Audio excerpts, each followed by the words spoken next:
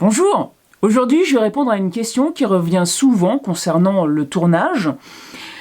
S'il y avait un seul outil à acheter, lequel est-ce que ce serait? Ce serait la gouge à bol, mais il y a plusieurs formes de gouge à bol. La plus répandue, et j'en ai deux, une gouge à bol avec la flûte c'est donc cette partie-là, le creux, en forme elliptique. L'extérieur ne forme pas tout à fait la même forme que l'intérieur, c'est pour ça que c'est elliptique. Il y a une gouge qui lui ressemble beaucoup, c'est la gouge en forme de U. J'en ai pas, mais en gros elle ressemble à ma gouge à dégrossir. Ça forme un U. On dirait un tube. L'extérieur est exactement comme la forme de l'intérieur. Pas les gouges à dégrossir, mais bel et bien les gouges en forme de U, elles sont parfaites pour creuser le fond des bols. Parce que pour creuser le fond du bol, vous n'allez pas avoir le même affûtage. Vous allez avoir un affûtage comme celui-là. Alors ça, c'est une gouge elliptique, parce que malheureusement, je n'ai pas de gouge en U, pas encore. Ça, c'est pas idéal pour creuser le fond du bol. Pourquoi? Parce que quand on creuse avec cette pointe. Et trop souvent, quand on attaque le fond, on va avoir ce mouvement-là, dans le fond du bol. Eh ben, je vais malheureusement devoir creuser avec le côté. Et le côté, c'est plat, en fait, là. C'est pas arrondi. Alors que si j'avais une gouge en forme de U, quelle que soit la position, je creuse avec l'arrondi. Voilà. Et la troisième forme de flûte pour les gouges, ce sont les gouges en forme de V. Comme le nom l'indique, l'intérieur, la flûte, forme un V. Donc deux parois bien droites et un arrondi au bout. Cela dit, c'est pas toutes les gouges qui existent. Ça, c'est une gouge à forme elliptique, mais on s'en sert pour faire des formes, des profils. On appelle ça une gouge à profiler. D'ailleurs, pour lui permettre d'aller vraiment dans tous les recoins, souvent, on lui enlève de la matière ici. Souvent, quand on reçoit une gouge, elle a cette forme-ci, c'est-à-dire une forme pour creuser le fond du bol. Alors, c'est pas nécessairement ce qu'on a envie de faire avec, donc on va vouloir lui changer la forme de la pointe, mais aussi changer l'angle, parce que c'est pas que la forme de la pointe qui compte, c'est l'angle ici qui diffère. Pour talonner, on va se positionner complètement différemment, beaucoup plus perpendiculaire par rapport à la surface à creuser que sur une gouge à bol, à creuser normale, où là on va attaquer un peu plus sur le côté.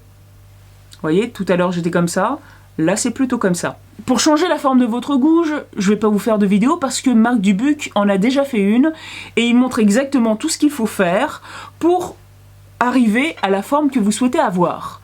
Alors, moi je n'utilise pas le même système d'affûtage, j'utilise un Tormek.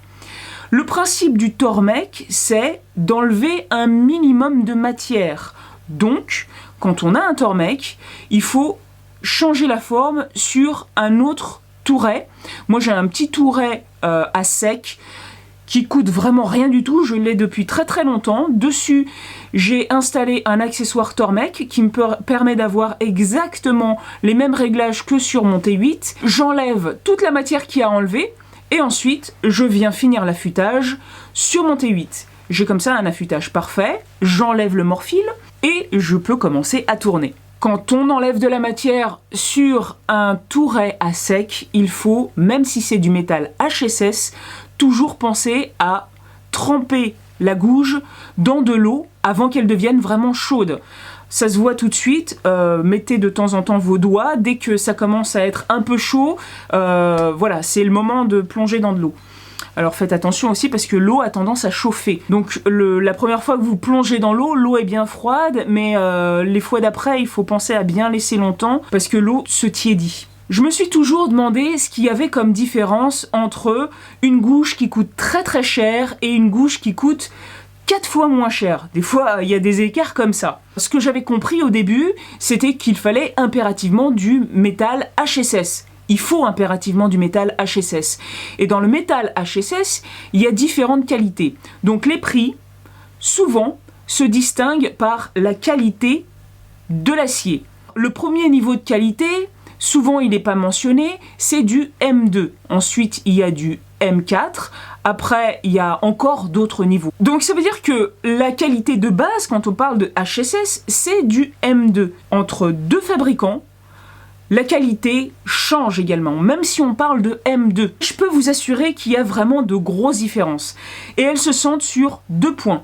D'abord, c'est que votre outil, quand vous allez l'essayer, vous allez voir tout de suite que ça coupe pas super bien très rapidement. Il se désaffûte très vite.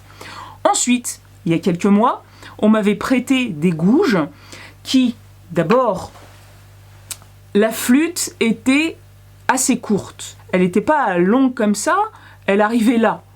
Moi, la différence m'a pas sauté aux yeux. Sauf que, quand j'ai voulu affûter, je l'ai mis dans cet outil. En réalité, on se sert de ce creux comme d'un méplat pour bien positionner et que retrouver précisément la position à chaque fois sur votre outil. Le truc, c'est que voilà, je tombais sur l'arrondi. J'ai voulu rallonger la longueur de la flûte pour pouvoir l'affûter. Alors pour commencer, je l'ai même fait sur mon Tormek T8. Le métal a fondu assez rapidement. Vous imaginez à quel point ça doit être tendre pour que je vois comme ça en quelques secondes le métal fondre avec la pierre qui normalement enlève très peu de métal. Ça veut dire aussi que donc votre flûte va descendre rapidement. Et ça, c'est la durée de vie de votre outil. En théorie, si vous affûtez à main levée, vous allez pouvoir le faire.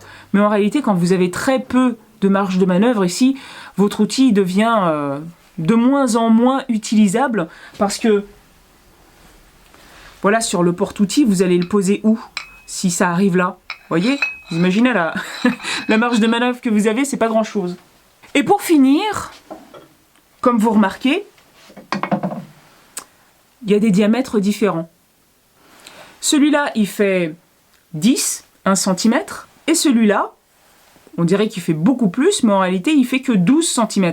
Il y a beaucoup plus large. Alors, on va choisir le diamètre en fonction de ce qu'on fait avec. Si vous aimez faire des petits objets, des stylos, ce que vous voulez, des petites poignées, etc., les petits outils, les petits diamètres seront plus appropriés. Si vous aimez faire des gros bols et que vous voulez creuser avec un petit diamètre, ça va vous prendre un temps fou parce que le diamètre détermine la quantité de bois que vous allez enlever à chaque passe. Donc il vous faudra un diamètre assez grand. Et moi je dirais que ce diamètre-là, 12, c'est vraiment le minimum. Je m'arrête ici pour cette vidéo. La prochaine fois, je vais vous montrer comment j'utilise mon touret à sec pour enlever de la matière et changer les angles d'affûtage de mes outils. Et je vais faire comme ça une série de vidéos sur l'affûtage.